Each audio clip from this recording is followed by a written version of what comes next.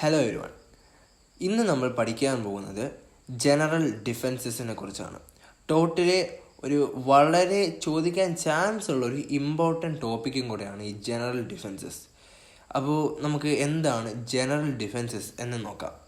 If the plaintiff proves in an action for a specific ടോട്ട് the existence of all the essentials of that tort, the defendant would normally be liable for the same.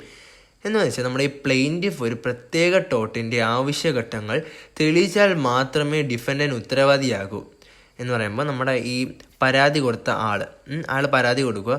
നമ്മുടെ ഈ defendant, അതായത് നമ്മുടെ പ്രതി, പുള്ളിക്കാരനാണെങ്കിൽ ഒരു കുറ്റം ചെയ്തു എന്ന് പറഞ്ഞ് നമ്മുടെ പരാതിക്കാരൊരു പരാതി കൊടുക്കുമ്പോൾ നമ്മുടെ പരാതിക്കാരൻ നമ്മുടെ ഡിഫൻഡൻറ്റ് കുറ്റം ചെയ്തെങ്കിൽ ആ കുറ്റം തെളിയിക്കാൻ പറ്റിയില്ലെങ്കിൽ പിന്നെ നമ്മുടെ ഡിഫൻഡൻറ്റിന് ഒരു ഉത്തരവാദിത്വം അതിലുണ്ടാവത്തില്ല. അപ്പോൾ അയാൾ ലയബിളേ ആയിരിക്കത്തില്ല.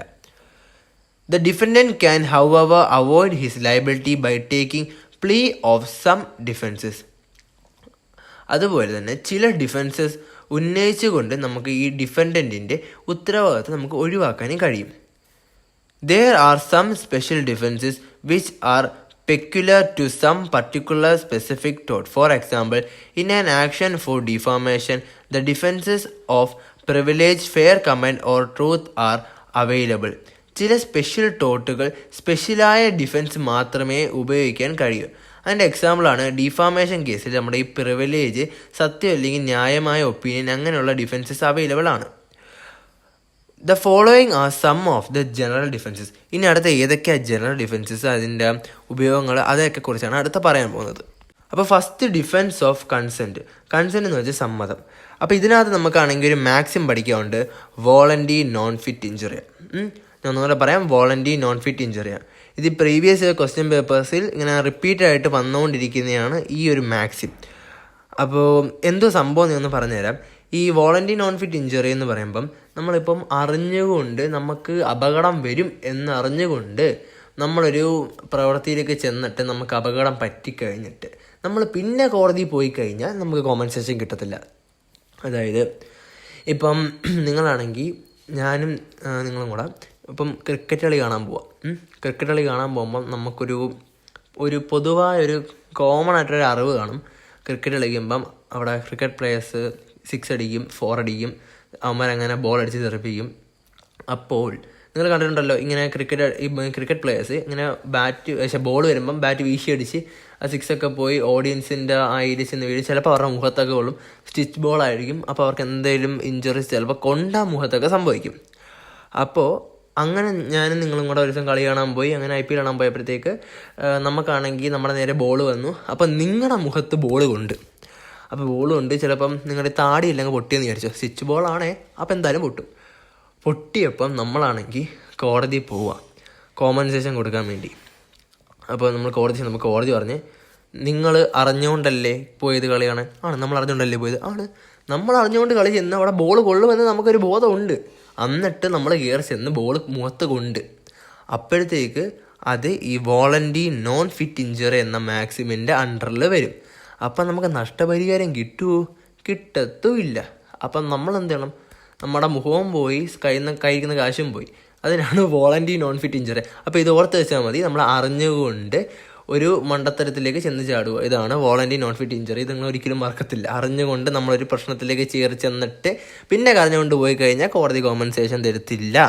നമുക്ക് കിട്ടിയതും കൊണ്ട് വീട്ടിൽ പോകണം. അപ്പോൾ ഈ മാക്സിമം എന്താണ്, ഇതിൻ്റെ എക്സ്പ്ലനേഷൻ ഞാൻ പറഞ്ഞുതരാം.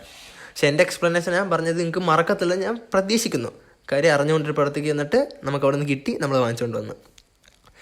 The maximum voluntary non-fit injury means that a person who has consented to suffer a harm has no remedy in law.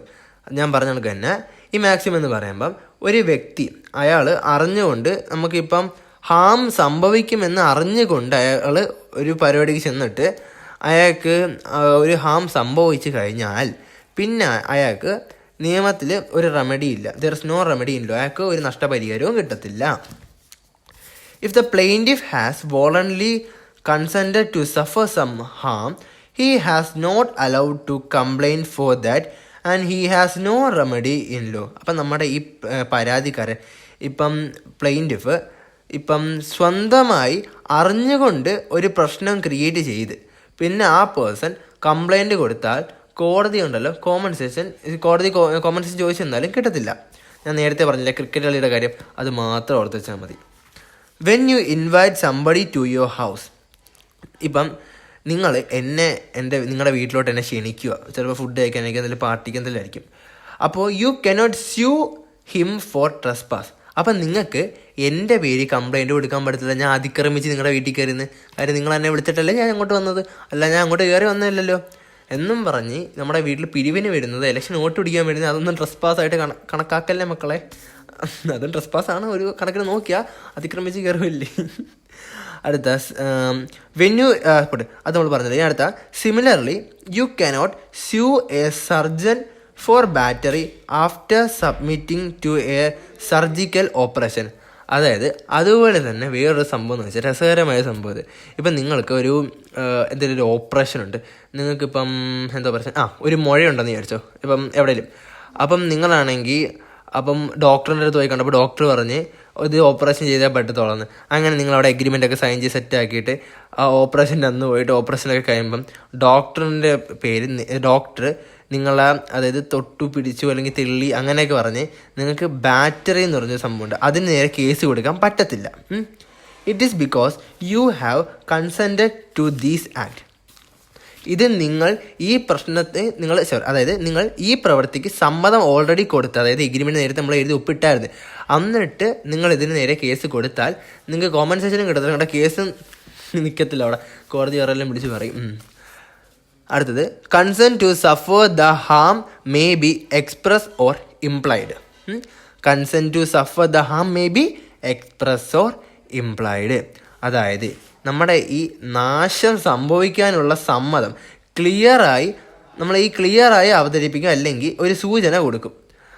When consent is given by words oral or written it is express consent. അതായത് ഇപ്പം നമ്മൾ വാക്കുകളുണ്ട്, അല്ലെങ്കിൽ പറയുന്നത്, അല്ലെങ്കിൽ എഴുതി നൽകുന്നത് സമ്മതം, അത് വ്യക്തമായ സമ്മതമാണ്. ഇപ്പം നിങ്ങളാണെങ്കിൽ ഇപ്പം ഒരാൾക്ക് പ്രോമിസ്, നിങ്ങൾ വാക്ക് കൊടുക്കും, ഒരാൾക്ക് പ്രോമിസ് കൊടുക്കും, അല്ലെങ്കിൽ ഒരാൾക്ക് ഒരു കാര്യം ഞാൻ ചെയ്യുമെന്ന് പറഞ്ഞ്, അല്ലെങ്കിൽ ഒരാൾക്ക് എഴുതി കൊടുത്ത്, അപ്പം അങ്ങനെയൊക്കെ കൊടുക്കുന്നതൊക്കെ സമ്മതം തന്നെയാണ്. For example, a player in the games of cricket or football is deemed to be agreed to any hurt which may be resulted in the normal course of the game. അതായത് ഇപ്പോൾ ഒരു ക്രിക്കറ്റ് അല്ലെങ്കിൽ ഒരു football കളിക്കുന്ന ഒരാൾ, അപ്പം ഒരു normal ഗെയിമിൻ്റെ ഭാഗമായി സംഭവിക്കാവുന്ന ഇഞ്ചുറീസ് പറഞ്ഞിട്ട് ആ ആൾ പിന്നെ കളിയുടെ ഇടയ്ക്ക് അയാൾക്ക് എന്തെങ്കിലും പ്രശ്നം സംഭവിച്ചാൽ പിന്നെ പറഞ്ഞിട്ട് ഒരു കാര്യവും ഇല്ല. അതാ പറഞ്ഞത്, a player in the game of cricket or football is deemed to be agreed to any hurt which may be resulted in the normal course of the game. Thus, a player in a game of cricket or football has no right of action if he is injured while the game is played lawfully. So, also spectators to cricket or football or hockey matches or at motor races are presumed to undertake the risk which may be responsibly be expected to occur to such meet. അതായത് അതുപോലെ തന്നെ ഇപ്പോൾ ഈ cricket, football, hockey അങ്ങനെ തുടങ്ങിയ games, അല്ലെങ്കിൽ ഈ motor car racing ഇല്ലേ, അങ്ങനെ തുടങ്ങിയ അവിടെ കളിക്കുന്ന ആൾക്കാരുണ്ടല്ലോ, അവർക്കും എന്തെങ്കിലുമൊക്കെ ആക്സിഡൻറ്റ് പറ്റി സ്വന്തമായിട്ട് അനുഭവിച്ചോണം, അവർക്ക് കോമ്പൻസേഷൻ ഒന്നും കിട്ടത്തില്ല. കാര്യം നിങ്ങൾക്ക് തന്നെ കോമൺ സെൻസ് വെച്ച് ഉപയോഗിച്ചാൽ മനസ്സിലാവുമല്ലോ. നമ്മളിപ്പം വൈകുന്നേരം നമ്മളിപ്പോൾ എല്ലാ വർക്കും എല്ലാം കഴിഞ്ഞ് ചുമ്മാ കളിക്കാൻ പോവുക. അപ്പോൾ നമ്മളിപ്പോൾ ഫുട്ബോൾ കളിക്കാൻ പോയി, ഇപ്പോൾ എല്ലാ പിള്ളേർ ഫുട്ബോളല്ലേ കളിക്കുന്നത്. അപ്പോൾ ഫുട്ബോൾ കളിക്കാൻ പോയപ്പോഴത്തേക്ക് നമ്മുടെ ഓപ്പോസിറ്റ് ഇരിക്കുന്ന ടീം ഡ്രിബിൾ ചെയ്യാൻ വന്നപ്പോഴത്തേക്ക് നമ്മളെ ചിലപ്പം ഷോൾഡർ പുഷ് ചെയ്തിടുമ്പോഴത്തേക്ക് നമ്മളവിടെ വീണ് നമ്മുടെ കൈക്ക് കാലിനെ പരിക്ക് കയറ്റി കഴിഞ്ഞാൽ സ്വന്തമായിട്ട് അനുഭവിക്കണം. അല്ലാതെ നമ്മളാണെങ്കിൽ വേറെ ഒന്നും ചെയ്തിട്ടൊരു കാര്യമില്ല. അത് വോളണ്ടറി നോൺ ഫിറ്റ് ഇഞ്ചുറിയുടെ അണ്ടറിൽ വരും. അപ്പോൾ അതിന് ഇനിയൊരു കേസുണ്ട്. കേസ് എന്ന് പറയുമ്പോഴത്തേക്ക് Hall versus Brookland auto racing club. ഇത് 1932 ഒരു കേസാണ്. അപ്പോൾ ഈ കേസ് എന്ന് പറയുമ്പോഴത്തേക്ക് the plaintiff was a spectator at a motor car race which was held at Brooklands on a track on by the defendants company. അതായത് പ്ലെയിൻറ്റിഫ്, അതായത് പ്ലെയിൻറ്റിഫ് എന്ന് വെച്ചാൽ പരാതിക്കാരൻ, ബ്രൂക്ക്ലാൻഡ് എന്നുള്ള സ്ഥലമാണ്. അവിടെ നമ്മുടെ ഈ ഡിഫൻഡൻ്റ് ഉണ്ടല്ലോ, ഈ നമുക്കാണ് ഈ പരാതി കൊടുത്ത ആൾ ഈ ബ്രൂക്ക്ലാൻഡിൽ നമ്മുടെ ഡിഫൻഡൻറ്റിന് ഒരു കമ്പനി ഉണ്ടായിരുന്നു. കമ്പനി എന്ന് വെച്ചാൽ ഈ സ്വന്തമായി അവർക്കൊരു ട്രാക്കുണ്ട്, ഈ വണ്ടിയൊക്കെ റേസ് ചെയ്യുന്നില്ലേ, അതൊരു ട്രാക്കുണ്ട് ഈ നമ്മുടെ ഈ ഡിഫൻഡൻറ്റിന്. അപ്പം ഡിഫൻഡൻറ്റ് സ്വന്തമായിട്ട് ട്രാക്കുണ്ട്. അപ്പം നമ്മുടെ പ്ലെയിൻറ്റിഫ് ആ ട്രാക്കിൽ നടക്കുന്ന ഒരു റേസ് കാണാൻ പോയി. അപ്പം during the race there was a collision between 2 cars. 2 കാറുകൾ തമ്മിൽ കൂട്ടിയിടിച്ച്. One of which was thrown among the spectators and resulted in injury to the plaintiff. അപ്പം ഈ 2 കാർ കൂട്ടിയിടിച്ചപ്പം അത് ഒരു കാർ തെറിച്ചു പോയി ഓഡിയൻസിൻ്റെ ഇടയ്ക്ക് വീണപ്പോഴത്തേക്ക് നമ്മുടെ പ്ലെയിൻറ്റിഫിന് ആ വീണ സമയത്ത് കാറിൻ്റെ ഏതോ പാർട്സ് അങ്ങോട്ട് തെറിച്ച് വീണ് പുള്ളിക്കാരന് മുറിവ് സംഭവിച്ച്. നേരത്തെ ഞാൻ ആദ്യം പറഞ്ഞ ക്രിക്കറ്റിൽ ബോൾ കൊണ്ട് നമ്മുടെ താടിയിൽ പൊട്ടിയ കാര്യം അത് ഓർത്ത് മതി. അപ്പം ഈ കാറ് വന്ന് ഓഡിയൻസിൻ്റെ ഇടയിൽ വീണ്. അപ്പം നമ്മുടെ പ്ലെയിൻറ്റിഫിന് ഇങ്ങനെ ഒരു കാറിൻ്റെ പാർട്ടങ്ങനെ ഒന്ന് മുഖത്തടിച്ച് അയാൾക്കൊരു അപകടം ഉണ്ടായി. It was held that the plaintiff implied took the risk of such injury and the defendant was not liable. അപ്പം നമ്മുടെ ഈ പ്ലെയിൻറ്റിഫ് അയാളുടെ സ്വന്തം റിസ്ക് കയറി ചെന്നല്ലേ, അപ്പോഴത്തേക്ക് അവിടെ ആക്സിഡൻറ്റ് നടന്ന്, അപ്പോഴത്തേക്ക് നമ്മുടെ ഈ ഡിഫൻഡൻറ്റിന് നേരെ കംപ്ലയിൻറ്റ് കൊടുത്തിട്ട് വല്ല കാര്യമുണ്ടോ? ഒരു കാര്യമില്ല. അപ്പം കോടതി ചെല്ലുമ്പം കോടതിയാണെങ്കിൽ ഒരു വിധി പറഞ്ഞതെന്ന് വെച്ചാൽ, നമ്മളാണെങ്കിൽ ഈ പ്ലെയിൻറ്റിഫ് അറിഞ്ഞുകൊണ്ട് അവിടെ അപകടം സംഭവിക്കുമെന്ന് ഒരു ഇതുണ്ട് പുള്ളിക്കാരന്. പക്ഷേ നമ്മൾ ഭൂരിഭാഗവും നമ്മൾ ചെല്ലുമ്പോൾ ഇങ്ങനെ അപകടം നടക്കും നമ്മൾ അറിയുന്നില്ലല്ലോ. അപ്പം നമ്മളിങ്ങനെ ചെന്ന് കയറിയപ്പം പുള്ളിക്കാരന് അപകടം പറ്റി. അപ്പോഴത്തേക്ക് ഒരിക്കലും ആ റേസിംഗ് ക്ലബ്ബോ അല്ലെങ്കിൽ നമ്മുടെ ഡിഫൻഡൻറ്റോ ഉത്തരവാദിയല്ല, സ്വന്തമായിട്ട് അനുഭവിച്ചോണം. ഇതിനെയാണ് വോളണ്ടറി നോൺ ഫിറ്റ് ഇഞ്ചുറി എന്ന് പറയുന്നത്. അപ്പോൾ ഈ വോളണ്ടറി നോൺ ഫിറ്റ് ഇഞ്ചുറി എന്തുവെന്ന് ചോദിച്ചാൽ, നമ്മൾ ആദ്യം ജസ്റ്റ് ഒരു എക്സാമ്പിൾ ഇങ്ങനെ ഷോർട്ടായിട്ട് എഴുതണം. അത് ചിലപ്പോൾ 2 മാർക്കിൻ്റെ ക്വസ്റ്റ്യൻസ് വരും, ചിലപ്പോൾ എസ് ആയിട്ട് വരും, ചിലപ്പോൾ അങ്ങനെ 5 മാർക്കിൻ്റെ ഒക്കെ ക്വസ്റ്റ്യൻസ് ഒക്കെ വരും. അപ്പം നമ്മളാണെങ്കിൽ വെയിറ്റേജ് അനുസരിച്ച് വേണം എഴുതാൻ. ഞാൻ കണ്ടിട്ടുള്ളത് ഈ 2 മാർക്കിൻ്റെ ക്വസ്റ്റ്യൻസിനാണ് വരാൻ ചാൻസ് ഉള്ളത്. അപ്പം നമ്മളാണെങ്കിൽ ആദ്യം എന്ത് വോളണ്ടറി നോൺ ഫിറ്റ് ഇഞ്ചറി എന്ന് വെച്ചാൽ നമ്മൾ സ്വന്തമായിട്ടുള്ള അറിവ് കൊണ്ട് അപകടം സംഭവിക്കുമെന്ന് അറിയാം. എന്നിട്ട് നമ്മൾ കയറി നമുക്കൊരു പരിക്ക് പറ്റിയാൽ നമ്മളാണ് സ്വന്തമായിട്ട് ലയബിലിറ്റി ഏറ്റെടുക്കേണ്ടത്. ഡിഫൻഡൻ്റ് ഒരിക്കലും ലയബിൾ ആവത്തില്ല. അതിൻ്റെ ഒരു കേസ് വഹിക്കുമ്പോഴാണ് നമ്മൾ എഴുതേണ്ടത് ഈ Hall versus Brookland auto racing club. Year നിങ്ങൾ ഓർത്തിരിക്കുമെങ്കിൽ 1932 എഴുതണം, ഇല്ലെങ്കിൽ നിങ്ങൾ അത് എഴുതേണ്ട ആവശ്യമില്ല. എന്തായാലും നമ്മളാണെങ്കിൽ ഒരു ഡെഫിനിഷൻ എഴുതണം. പിന്നെ നമ്മളാണെങ്കിൽ ഈ കേസ് എന്ന് വെച്ചാൽ ഹാൾ വേഴ്സസ് ബ്രൂക്ക്ലാൻഡ് എഴുതണം. ലാസ്റ്റ് ഈ കോടതിയുടെ ഡിസിഷൻ എഴുതണം. കോടതി ഡിസിഷൻ ഇവിടെ കൊടുത്തിട്ടില്ല, പക്ഷെ എന്നാലും നമ്മൾ എഴുതണം. കോർട്ട് പറഞ്ഞതെന്ന് വെച്ചാൽ നമ്മുടെ പ്ലെയിൻറ്റിഫ് അറിഞ്ഞുകൊണ്ട് അവിടെ അപകടം നടക്കുമെന്ന് അറിഞ്ഞുകൊണ്ട് അറ്റൻഡ് ചെയ്തു. അപ്പോഴത്തേക്ക് പുള്ളിക്കാരൻ നമ്മുടെ ഡിഫൻഡൻറ്റ് ലയബിൾ ആയിരിക്കത്തില്ല. ഇത്രയേ ഉള്ളൂ വോളണ്ടറി നോൺ ഫിറ്റ് ഇഞ്ചറിയ. അടുത്തൊരു മാക്സിമാണ് സൈൻഡി നോൺ ഫിറ്റ് ഇഞ്ചറിയ. ഈ സൈൻഡി നോൺ ഫിറ്റ് ഇഞ്ചറി എന്ന് പറയുമ്പോൾ നമ്മുടെ വോളണ്ടറി നോൺ ഫിറ്റ് ഇഞ്ചറി പോലെ തന്നെയാണ്, പക്ഷേ ഇവിടെ കൺസേൺ ഇല്ല. അതായത് നമ്മുടെ സമ്മതമില്ല. അത് ഒരു ഹാം സംഭവിക്കുമെന്ന് നമ്മളാണെങ്കിൽ ഒരു സമ്മതം ഇവിടെ പറയുന്നില്ല. ഞാൻ എന്താണെന്ന് വെച്ചാൽ പറഞ്ഞുതരാം. നമ്മൾ ഇപ്പം ഞാനും നിങ്ങളും കൂടെ ഒരു കാറിൽ റോഡിലൂടെ പോവുക. അപ്പോൾ ഓപ്പോസിറ്റ് പോയ ഒരുത്തൻ നമ്മുടെ കാറിൽ കൊണ്ടുവന്ന് ഇടിച്ച്. അപ്പം ഇടിച്ചപ്പോഴത്തേക്ക് കോടതി പോകുമ്പോഴത്തേക്ക് നമുക്ക് കോമ്പൻസേഷൻ കിട്ടും. നിങ്ങളെന്ത് പറയുക? നിങ്ങൾ കിട്ടുമെന്നാണോ നിങ്ങൾ വിചാരിക്കുന്നത്? കിട്ടത്തില്ലേ? എനിക്ക് ഞാൻ പറഞ്ഞ സംഭവം എന്താണെന്ന്. നമ്മളിപ്പോൾ കോടതിയിൽ പോവുക. അപ്പം ഞാനും പോകുന്നുണ്ട്, ആ ഇടിച്ചവനും വരുന്നുണ്ട്. അപ്പോൾ ആ ഇടിച്ചവൻ്റെ വക്കീൽ പറഞ്ഞ് കോടതി എടുത്ത് മൈലോട്ട് ഇത് വോളണ്ടറി നോൺ ഫിറ്റ് ഇഞ്ചറി അണ്ടറിൽ വരും. കാര്യം അവിടെ ആക്സിഡൻറ്റ് നടക്കുമെന്ന് ഇവർക്ക് നല്ല ബോധം ഉണ്ടായിരുന്നു. എന്നിട്ട് അവർ റോഡിലൂടെ കാർ ഓടിച്ചു. അപ്പോഴത്തേക്ക് ആക്സിഡൻറ്റ് സംഭവിച്ചു. അപ്പോൾ ഇതിനകത്ത് കോമ്പൻസേഷൻ കിട്ടാൻ യാതൊരു വകുപ്പുമില്ല. അങ്ങനെയാണോ? അല്ല. ഈ സൈൻഡി നോൺ ഫിറ്റ് ഇഞ്ചറി എന്ന് പറയുമ്പോഴത്തേക്ക് നമുക്ക് ഹാം സംഭവിക്കുമെന്ന് നമുക്കൊരു കൺസെൻറ്റ് ഇല്ല. കാര്യം നമ്മൾ റോഡിലൂടെ വണ്ടി ഓടിക്കുകയാണ്. അപ്പോൾ നമ്മൾ കറക്റ്റായിട്ട് നമ്മൾ റൂൾസ് എല്ലാം ഫോളോ ചെയ്താണ് നമ്മൾ പോകുന്നത്. പക്ഷെ മറ്റവൻ കൊണ്ടുവന്ന് ഇങ്ങോട്ടേക്ക് ഇടിച്ച് കയറ്റിയതാണ്. അപ്പം നമുക്കിവിടെ കോമ്പൻസേഷൻ കിട്ടും. നമ്മുടെ ഡിഫൻഡൻറ്റ് നമുക്ക് ഇങ്ങോട്ട് കാശ് തരണം.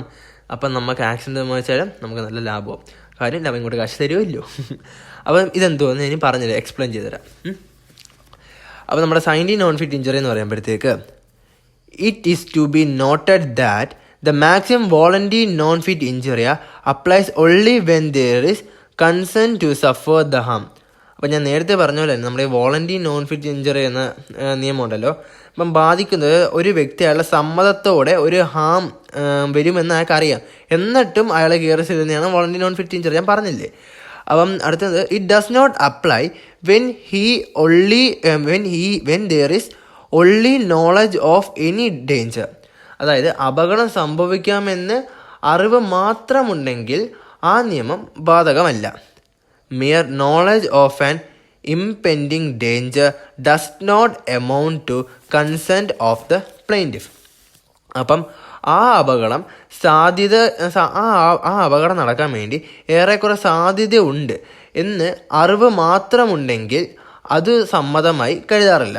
അപ്പം അപകടം നടക്കുമെന്നറിയാം എന്നും പറഞ്ഞ് അത് ഒരു സമ്മതമായിട്ട് അവരെടുക്കത്തില്ല. ഞാൻ പറഞ്ഞില്ലേ, നമ്മൾ കാറിലൂടെ നമ്മളിങ്ങനെ പോകുമ്പോഴത്തേക്ക് അവിടെ അപകടം നടക്കുമെന്ന് നമുക്കറിയാം, പക്ഷെ അതൊരു സമ്മതമായിട്ട് എടുക്കത്ത കാര്യം. ഏത് നിമിഷം വേണമെങ്കിൽ നടക്കാം, പക്ഷെ നമ്മൾ റൂൾസ് കറക്റ്റായിട്ട് ഫോളോ ചെയ്താൽ നമുക്ക് ഇങ്ങോട്ട് ക്ലെയിം കിട്ടത്തുള്ളൂ. അവനെല്ലാം ഇങ്ങോട്ട് കൊണ്ടുവന്നിടിച്ചത് നമ്മളെല്ലാം അങ്ങോട്ട് പോയതാകുമ്പോൾ അവനെല്ലാം ഇങ്ങോട്ട് വന്നത്. This principle is contained in the maxim scienti non fit injuria. അപ്പം സൈൻഡി നോൺ ഫിറ്റ് ഇഞ്ചറിയുടെ പ്രിൻസിപ്പിളാണിത്. അപ്പം നമുക്ക് കൺസെൻറ്റ് നമുക്ക് ഉണ്ട്, പക്ഷേ വോളണ്ടറി നോൺ ഫിറ്റ് ഇഞ്ചറിയിൽ നമുക്ക് കൺസെൻറ്റ് ഉണ്ട് അപകടം നടക്കുമെന്ന്. പക്ഷേ ഇവിടെ കൺസെൻറ്റ് ഉണ്ടെങ്കിലും നമ്മൾ ആ കൺസെൻറ്റ് ആ സമ്മതം നമ്മൾ സമ്മതമായിട്ട് എടുക്കത്തില്ല. കാര്യം അപ്രത്യക്ഷമായി ഇങ്ങോട്ട് വന്ന ഉണ്ടായ സംഭവമല്ലേ, അതായത് അൺഅവോയ്ഡബിൾ അല്ലായിരുന്നു ആ ആക്സിഡൻറ്റ്. നമുക്ക് നമ്മുടെ കാറിന് ഇങ്ങോട്ട് കൊണ്ടുവന്ന് ഇടിച്ചതല്ലേ. ഇനി ഇവരൊരു എക്സാമ്പിൾ പറയുന്നുണ്ട്. ഈ എക്സാമ്പിൾ നിങ്ങൾ ഓർത്ത് വെച്ചാൽ ചിലപ്പോൾ നിങ്ങൾക്കിത് മറക്കത്തില്ല. A pedestrian walking through the street may have knowledge of danger resulting from road accident. അതായത് ഒരു റോഡിലൂടെ ഒരു പാവപ്പെട്ട മനുഷ്യൻ ഇങ്ങനെ നടക്കുക, അപ്പം അപകട സാധ്യത ചിലപ്പോൾ ഉണ്ടാകുമെന്ന് അയാൾക്കൊരു സ്വബോധമുണ്ട്. കാര്യം റോഡിലൂടെ പോകുമ്പോൾ എന്തായാലും വല്ല ഇങ്ങനെ നടക്കുന്ന കുറേ അമ്മമാരെ കാണുമല്ലോ, അപ്പോൾ അമ്മമാർ എന്തെങ്കിലും കൊണ്ട് ഇങ്ങോട്ട് കയറ്റുമെന്ന് നമുക്കൊരു ബോധം കാണുമല്ലോ ഇങ്ങനെ റോഡിലൂടെ നടക്കുമെന്ന്. നമുക്ക് പേടിച്ച് നടക്കാൻ പറ്റുമോ? എന്ന് പറഞ്ഞാൽ നമുക്കിങ്ങനെ നടക്കാതിരിക്കാൻ പറ്റും. അപ്പം that knowledge of danger cannot be treated as concern to suffer the harm. അപ്പം ആ ഒരു നമുക്ക് അപകടമുണ്ടാവും എന്നുള്ളൊരു ബോധമുണ്ടല്ലോ, അതൊരിക്കലും നമ്മൾ ഹാം ഓക്കെ എന്നൊരു സമ്മതം കൊടുക്കുകയല്ല. If such a pedestrian is injured in a road accident the defendant cannot take the defence of volenti non fit injury. ഞാൻ പറഞ്ഞില്ലേ, ആദ്യം നമ്മുടെ കാറ് മറ്റവൻ കൊണ്ട് ഇടിച്ച് കയറ്റിയപ്പോഴത്തേക്ക് അവൻ കോടതി പോയപ്പം എന്ത് പറഞ്ഞാൽ വോളണ്ടറി നോൺ ഫിറ്റ് ഇഞ്ചറി എന്ന് അല്ലേ. അപ്പം ഞാൻ പറഞ്ഞില്ലേ, അപ്പം ഇങ്ങനെ ആ പാവപ്പെട്ട മനുഷ്യൻ ഇങ്ങനെ റോഡിലൂടെ നടക്കുമ്പം അയാളെ കൊണ്ട് ഇടിച്ചു കഴിഞ്ഞാൽ അത് വോളണ്ടറി നോൺ ഫിറ്റ് ഇഞ്ചറിയുടെ അണ്ടറിൽ വരത്തില്ല. അത് എന്തോതിന് അണ്ടറിൽ വരും? സൈൻഡി നോൺ ഫിറ്റ് ഇഞ്ചറിയ. മനസ്സിലായില്ലേ? ഇതാണ് സൈൻഡി നോൺ ഫിറ്റ് ഇഞ്ചറിയ. ഒന്നും കൂടെ ക്ലിയർ ആയിട്ട് പറഞ്ഞുതരാം. ഈ വോളണ്ടറി നോൺ ഫിറ്റ് ഇഞ്ചറി എന്ന് പറയുമ്പോൾ കൺസെൻറ്റ് ഉണ്ട്, ഹാം നടക്കുമെന്ന്, അതായത് അപകടം നടക്കുമെന്ന് പൂർണ്ണമായി നമുക്കറിയാം, എന്നിട്ട് നമ്മുടെ സ്വന്തം റിസ്കിൽ പോയി ചെയ്യുന്നതാണ്. പക്ഷേ ഈ സൈൻഡി നോട്ട് ഫിറ്റ് ഇഞ്ചറിയിൽ എന്ന് പറയുമ്പോഴത്തേക്ക് അപകടം നടക്കും എന്ന് നമുക്കറിയാം, പക്ഷേ അത് നമ്മുടെ സമ്മതമല്ല. പക്ഷെ നമുക്ക് എന്തായാലും ഇപ്പോൾ റോഡിലൂടെ നടക്കണം. ഇയാൾ റോഡിലൂടെ അയാൾക്കിപ്പോൾ ഒരു സ്ഥലത്ത് പോകണം, അപ്പോൾ അയാൾ റോഡിലൂടെ നടന്നു പോകാതെ അയാൾക്ക് വേറൊരു ഓപ്ഷൻ ഇല്ല. അപ്പോഴത്തേക്ക് അയാളെ കൊണ്ട് ഇടിച്ചു കഴിഞ്ഞാൽ അതൊരിക്കലും ഒരു കൺസെൻറ്റ് അല്ല അത്. അപ്പോൾ അത് വോളണ്ടറി നോൺ ഫിറ്റ് ഇഞ്ചറിയുടെ അണ്ടറിൽ വരത്തില്ല, അത് സൈൻഡി നോൺ ഫിറ്റ് ഇഞ്ചറിയുടെ അണ്ടറിലാണ് വരുന്നത്. അപ്പോൾ ഇതിനൊരു ഫേമസ് കേസുണ്ട്. ആ കേസാണ് Smith versus Charles Baker and sons. അതൊരു 1891 കേസാണ്. The plaintiff was employed as a gangman in the defendant stone quarry. അതായത് നമ്മുടെ ഡിഫൻഡൻറ്റിൻ്റെ ഈ പാറയുടെ കോറിയൊക്കെ ഉണ്ടല്ലോ, അങ്ങനെ നടക്കുന്ന നമ്മുടെ ഈ പാറ പൊട്ടിക്കുന്നതൊക്കെ, അവിടുത്തെ കോറിയിൽ ഒരു ജോലിക്കാരനാണ് നമ്മുടെ ഈ പ്ലെയിൻറ്റിഫ്, പരാതിക്കാരൻ. By means of crane the defendant use to swing stones or the quarrymen's head. അതായത് കോറിമെൻസ് ഹെഡാണേ. അപ്പോഴത്തേക്ക് നമ്മുടെ ഈ ക്രെയിൻ യൂസ് ചെയ്ത് നമ്മുടെ കല്ലുകൾ ഈ ജോലിക്കാരുടെ തലയുടെ മണ്ടയിൽ കൂടെ ഇങ്ങനെ പാസ് ചെയ്യാറുണ്ട്, കാരണം ജോലി ഇച്ചിരി കൂടെ എളുപ്പമാക്കാൻ വേണ്ടി. The plaintiff was aware of that practice. അപ്പോൾ നമ്മുടെ പ്ലെയിൻറ്റിഫ്, അതായത് ഈ പരാതിക്കാരൻ, ഈ ഒരു രീതിയെക്കുറിച്ച് അയാൾക്ക് നല്ലൊരു അറിവുണ്ട്. എന്തായാലും മണ്ടയിൽ കൂടെ പോകുന്നതിനൊരു അറിവുണ്ട്. The defendant put up the plea of volenti non fit injury. അതായത് one day the plaintiff sustained injury when a stone fell on him. അപ്പം നമ്മുടെ ആദ്യം പറഞ്ഞത് നമ്മുടെ ഈ പരാതിക്കാരന് ഒരു ബോധമുണ്ട്, അയാളുടെ മണ്ടക്കൂടെ കല്ല് പോകുന്നത്. അപ്പം അങ്ങനെ ഒരു ദിവസം ഇങ്ങനെ ക്രെയിനിലോട്ട് ഇങ്ങനെ കല്ലെടുക്കുന്ന സമയത്ത് അതിൽ നിന്ന് ഒരു കല്ല് വന്ന് നമ്മുടെ പരാതിക്കാരൻ്റെ തലമണ്ടയിൽ കൂടെ ഇങ്ങനെ വീണ്. അപ്പം ഇത് പക്ഷേ the defendant put up the plea of volenti non fit injury. അപ്പം നമ്മുടെ ഡിഫൻഡൻറ്റ് കോടതി പറഞ്ഞതെന്ന് വെച്ചാൽ സാറേ ഇത് അയാൾക്ക് അറിവുണ്ട്, അയാളുടെ മണ്ടേ കൂടെ പോകുന്നതെന്ന്. എന്നിട്ട് അയാൾ അവിടെ നിന്ന് ജോലി ചെയ്തു. പക്ഷേ അങ്ങനെ അത് കോടതി അത് അംഗീകരിക്കുമോ? ആ പാവപ്പെട്ടവൻ അവിടെ നിന്ന് ജോലി ചെയ്ത് അയാൾക്ക് വേറെ ഓപ്ഷൻ ഉണ്ടോ? ഒരു ഓപ്ഷനും ഇല്ല പാവപ്പെട്ടവന്. അപ്പം അങ്ങേരെ അവിടെ നിന്ന് ജോലി ചെയ്തേ പറ്റത്തുള്ളൂ. അപ്പം ആ പാവപ്പെട്ടവനെ മണ്ടേ കൂടെ ക്രെയിനിലൂടെ അവന്മാർക്ക് വർക്ക് ഈസിയാക്കാൻ വേണ്ടി അവന്മാരിങ്ങനെ കല്ല് കെട്ടി അതിനെ മണ്ടേ കൂടെ പോയി. അപ്പോൾ ഈ പാവപ്പെട്ടവൻ്റെ തല വീണ്. അപ്പോൾ the court held that it is a case of scienti non fit injury and not volenti non fit injury. Correct. അപ്പോൾ കോടതി എന്ത് പറഞ്ഞത്? ഇത് സൈൻഡി നോൺ ഫിറ്റ് ഇഞ്ചുറിയുടെ അണ്ടറിലാണ് വരുന്നത് മോനെ, അല്ലാതെ വോളണ്ടറി നോൺ ഫിറ്റ് ഇഞ്ചുറിയുടെ അണ്ടറിൽ വരത്തില്ല. അപ്പം thus the defendant was held liable to pay compensation. അപ്പം ഈ പാവപ്പെട്ട നമ്മുടെ വർക്കറിന് നഷ്ടപരിഹാരം കൊടുക്കണമെന്ന് കോടതി നമ്മുടെ ഈ ഡിഫൻഡൻറ്റിൻ്റെ അടുത്ത് പറഞ്ഞു. അങ്ങനെ ഡിഫൻഡൻറ്റ് കൊടുത്തല്ലേ പറ്റൂ. കാര്യം അയാളുടെ മണ്ടയിൽ വീണും ചെയ്തൊക്കെ നല്ല സീരിയസ് ഇഞ്ചുറി ആയിക്കണം. കാര്യം അത്രയും വലിയ പൊക്കത്തിൽ നിന്ന് കല്ലൊക്കെ വീഴുമല്ലേ. അപ്പോൾ അയാൾക്ക് അറിവുണ്ട്, അങ്ങനെ ചിലപ്പം വീഴും എന്ന് പറഞ്ഞ് വർക്ക് ചെയ്യുമ്പോഴത്തേക്ക് നമ്മൾ നോക്കി എപ്പോൾ കല്ല് വീഴും എന്നാൽ പിന്നെ കല്ല് അവിടെ ഇങ്ങനെ പോവുകയും ചെയ്ത് നമ്മുടെ ജോലി നടക്കത്തില്ല. അപ്പോൾ അയാൾ ആത്മാർത്ഥമായിട്ട് ജോലി ചെയ്യുന്നൊരു മനുഷ്യനല്ലേ. അപ്പം സംഭവിച്ചു പോയില്ലേ, അപ്പോൾ കൊടുത്തല്ലേ പറ്റൂ. അപ്പോൾ ഈ കേസ് നിങ്ങൾ ഓർത്തിരിക്കണം, Smith versus Charles Baker and sons. അപ്പം എന്തെങ്കിലും ക്ലൂ വെച്ച് നിങ്ങളിങ്ങനെ ഓർത്തിരിക്കണം. സ്മിത്ത്, നമ്മൾ ഗോൾഡ് സ്മിത്തിൻ്റെ സ്മിത്ത് ഓർത്ത് വയ്ക്കണം എപ്പോഴും. വേഴ്സസ് ചാൾസ്, നമ്മൾ ഏതെങ്കിലും ഒരു ചാൾസിന് നിങ്ങൾ മനസ്സിൽ കാണാം. Bakers and son. അപ്പം ഞാൻ ഇങ്ങനെ ഓർത്ത് വെച്ചേക്കുന്നത് ഗോൾഡ് സ്മിത്ത്, ഒരു ചാൾസ് ബേക്കറി എന്ന് പറഞ്ഞാൽ ഒരു ബേക്കറി ചെന്നപ്പം അയാളുടെ മക്കൾ അവിടെ ഉണ്ടായിരുന്നു. അങ്ങനെയാണ് ഞാൻ ഈ കേസ് ഓർത്ത് വെച്ചേക്കുന്നത്. ഗോൾഡ് സ്മിത്ത് ചാൾസ് ബേക്കറി എന്ന് പറഞ്ഞ കടയിൽ ചെന്നപ്പം അയാളുടെ മക്കൾ അവിടെ ഉണ്ടായിരുന്നു. അപ്പം എങ്ങനെയാണ്? Smith versus Charles baker's and sons. അപ്പം നിങ്ങൾക്ക് വേണമെങ്കിൽ ഗോൾഡ് സ്മിത്ത് വേണ്ട, ഇങ്ങനെ സ്മിത്ത് എന്നൊരു വ്യക്തി. ഞാൻ ഈ സ്മിത്തിന് പിന്നെ ഓർത്തിരിക്കാതെന്ന് വെച്ചാൽ ഗോൾഡ് സ്മിത്ത് എന്ന് പറയുമ്പോഴത്തേക്ക് കൊല്ലപ്പണിക്കാരൻ, അത് നമുക്ക് അറിയാൻ പറ്റില്ല. അതാണ് ഞാൻ ഗോൾഡ് സ്മിത്ത് എന്ന് പറയുന്നത്. നിങ്ങൾക്ക് വേണമെങ്കിൽ ഇങ്ങനെ പറയാം, സ്മിത്ത് എന്നൊരു വ്യക്തി ചാൾസ് ബേക്കറി ചെന്നപ്പോഴത്തേക്ക് അവിടെ അയാളുടെ മക്കളെ കണ്ടു. അപ്പം അതിങ്ങനെ ഓർത്ത് വെച്ചാൽ നിങ്ങൾക്ക് ഈ കേസ് ഇങ്ങനെ ഓർത്ത് വയ്ക്കാം. ഇത് സൈൻഡി നോൺ ഫിറ്റ് ഇഞ്ചുറിയുടെ അണ്ടറിൽ വരുന്നതാണ്. ഇത് 1891 ഒരു കേസാണ്. Limitation to the maximum voluntary non fit injury. അതായത് നമ്മുടെ വോളണ്ടറി നോൺ ഫിറ്റ് ഇഞ്ചുറിക്ക് കുറച്ച് ലിമിറ്റേഷൻസ് ഉണ്ട്. അത് മാക്സിമം ഇത് ആപ്ലിക്കബിൾ ആവുന്നത് ഈ റെസ്ക്യൂ കേസസ് ഇല്ലേ, അതായത് ഈ രക്ഷാപ്രവർത്തന കേസ്. അപ്പോൾ അവിടെയാണ് ഇത് മാക്സിമം ആപ്ലിക്കബിൾ ആവുന്നത്. ഇവിടെ കൊടുത്തിരിക്കുന്നത് the defence of volenti non fit injury is not available when the plaintiff has consented to suffer the harm in rescue cases. അതായത് ഈ രക്ഷാപ്രവർത്തന കേസിൽ ഹാം സഹിക്കാമെന്ന് നമ്മുടെ ഈ പ്ലെയിൻറ്റിഫ് സമ്മതിച്ചാലും വോളണ്ടറി നോൺ ഫിറ്റ് ഇഞ്ചുറി എന്ന ഡിഫൻസ് അവിടെ യൂസ് ചെയ്യാൻ പറ്റത്തില്ല.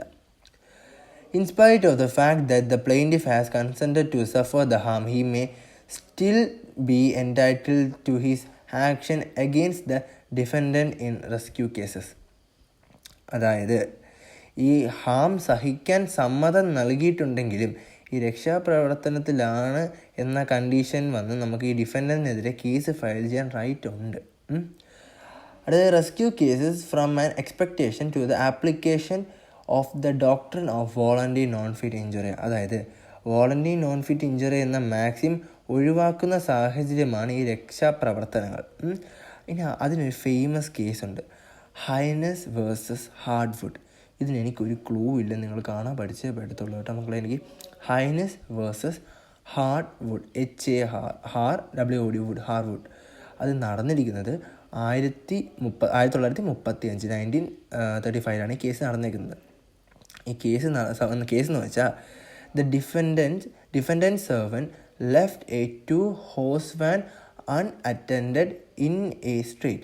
അതായത് നമ്മുടെ ഈ ഡിഫൻഡൻറ്റിൻ്റെ സെർവൻസ് 2 കുതിരവണ്ടി റോഡിൻ്റെ സൈഡിൽ കൊണ്ട് അവരാണെങ്കിൽ ശ്രദ്ധിക്കാതെ അവർ പാർക്ക് ചെയ്തിട്ട് പോയി. അപ്പം ഒരു കുരുത്തം കെട്ട ചെറുക്കൻ, a boy threw a stone on the horse and they bolted in the direction of some children. അപ്പോൾ ഒരു കുരുത്തം കെട്ട ചെറുക്കൻ വന്നിട്ട് ആ കുതിരേനെ നേരെ കല്ലെടുത്ത് എറിഞ്ഞു. നമുക്ക് ബോധമുള്ള ആർക്കും മനസ്സിലാവും, കല്ലെടുത്ത് എറിഞ്ഞപ്പോൾ പട്ടി ആയാലും പുറകെ വരും. ഈ ചെറുക്കൻ കല്ലെടുത്തെറിഞ്ഞപ്പം ഈ കുതിരയ്ക്ക് ഏത് ചെറുക്കനെ അറിഞ്ഞുകൂടാത്തതുകൊണ്ട് അവിടെ കുറേ കൂട്ടം കൂടി എന്ന് വെച്ചാൽ പിള്ളേരുടെ പുറകെ അങ്ങ് പോയി. അപ്പം to prevent harm to the children, a police constable who was on duty managed to stop the horse, but in doing so he himself suffered serious personal injuries. അപ്പം ഈ കുരുത്തങ്കട്ട ചെറുക്കൻ വന്ന് കല്ലും എടുത്ത് എറിഞ്ഞ് അങ്ങനെ കുതിര അങ്ങോട്ട് ഈ വട്ടു പിടിച്ചാണെങ്കിൽ കുതിര ഓടി ചെറുക്കനെ ഇടിക്കാൻ. അപ്പോൾ ഈ ചെറുക്കനെ നടന്നുകൊണ്ട് കുറേ പിള്ളേർ ഇടയ്ക്കോട്ട് ഈ കുതിര ഓടി ചെന്ന്. അപ്പോൾ അവിടെ ഡ്യൂട്ടിയിലുണ്ടായിരുന്ന ഒരു പോലീസ് കോൺസ്റ്റബിൾ ഇത് കണ്ട് ഈ പിള്ളേരെ രക്ഷിക്കാൻ വേണ്ടി അയാളുടെ സ്വന്തം ജീവൻ പുള്ളിക്കാൻ പണയം വെച്ച് എന്നീ കുതിരകളെ പിടിച്ച് നിർത്തി. പക്ഷേ എനിക്ക് ഇത് വായിച്ചിട്ട് എനിക്കെന്തോ ഒരു കൺഫ്യൂഷൻ ഉണ്ട്. കാര്യം 2 കുതിരകളൊക്കെ ഒരു പോലീസുകാരെ ഒറ്റയ്ക്ക് പിടിച്ചിരിക്കണം. ഇതെന്താ നോർത്ത് ഇന്ത്യൻ സിനിമ വല്ലതും ആയിരിക്കണം. എന്നാലും പുള്ളിക്കാരെയും പിടിച്ച് നമ്മൾ അംഗീകരിക്കും, കേസാണ്, വേറെ ഒന്നും ആലോചിക്കണ്ട. 2 കുതിരകളെയും പോലീസുകാരും പിടിച്ചു വെച്ച്. അപ്പം it being rescue case the defence of volenti non fit injury was not accepted and the defendants were held liable. അപ്പം ഇതൊരു റെസ്ക്യൂ കേസ് അല്ലേ, ഇതൊരു രക്ഷാപ്രവർത്തന കേസല്ലേ, അപ്പം ഇതിന് നമ്മുടെ ഡിഫെൻഡൻറ്റ് ലയബിളാണ്. അപ്പോൾ ഇത് വോളണ്ടറി നോൺ ഫിറ്റ് ഇഞ്ചറിയുടെ അണ്ടറിൽ വരും. അപ്പം ആ കുതിരയുടെ മുതലാളി എന്തോന്ന് വെച്ചാൽ പോലീസുകാരന് കൊടുത്തേ പറ്റത്തുള്ളൂ.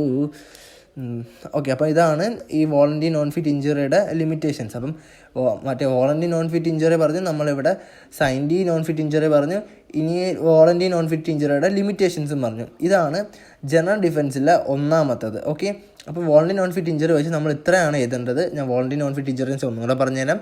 അറിയാമല്ലോ അല്ലേ, പറയണോ? എന്നാലും ഒന്നുകൂടെ പറയാം. നമ്മുടെ അവിടെ അപകടം വരുമെന്ന് നമുക്ക് കൺസേൺ ഉണ്ടായിട്ട് നമ്മൾ കയറി ചെന്ന് അപകടം വരുത്തി വെച്ചു, അപ്പോൾ നമുക്ക് കോമ്പൻസേഷൻ കിട്ടത്തില്ല. അടുത്ത സൈൻഡി നോൺ ഫിറ്റ് ഇഞ്ചറി എന്ന് പറഞ്ഞാൽ നമുക്ക് അപകടം വരുമെന്ന് നമുക്കറിയാം, എന്നിട്ട് നമ്മൾ റിസ്ക് എടുത്ത് നടക്കുക, അപ്പം നമുക്കൊരു അപകടം സംഭവിച്ചു. അപ്പം നമ്മൾ അപകടം നടക്കുമെന്ന് നമുക്ക് അറിയാന്നിട്ടും നമ്മൾ അതിലോട്ട് ചെന്ന് കയറി, പക്ഷേ ആ ഒരു സമ്മതമായിട്ട് കൂട്ടത്തില്ല. അതിനാണ് സൈൻഡി നോൺ ഫിറ്റ് ഇഞ്ചറി എന്ന് പറയുന്നത്. അടുത്ത ലിമിറ്റേഷൻ ഓഫ് ദിസ് മാക്സിം എന്ന് പറയുമ്പം ഈ വോളണ്ടറി നോൺ ഫിറ്റ് ഇഞ്ചറിയുടെ പരിമിതി എന്ന് പറയുമ്പം ഈ റെസ്ക്യൂ കേസ്, രക്ഷാപ്രവർത്തനം, നമ്മളിപ്പോൾ പറഞ്ഞില്ലേ ഈ കുതിരകളെ പോലീസുകാരെ പിടിച്ചു നിർത്തി. അപ്പം ഇതൊക്കെയാണ് വോളണ്ടറി നോൺ ഫിറ്റ് ഇഞ്ചറി. അടുത്തത് ജനറൽ ഡിഫെൻസിലെ രണ്ടാമത്തെ ഡിഫെൻസ്, ഇന്നെവിക്റ്റബിൾ ആക്സിഡൻറ്റ്. ഇന്നെവിക്റ്റബിൾ ആക്സിഡൻറ്റ് എന്ന് വെച്ചാൽ ഒട്ടും പ്രതീക്ഷിക്കാതെ സംഭവിക്കുന്ന. അതിൻ്റെ എക്സാമ്പിൾ ഞാൻ പറഞ്ഞുതരാം.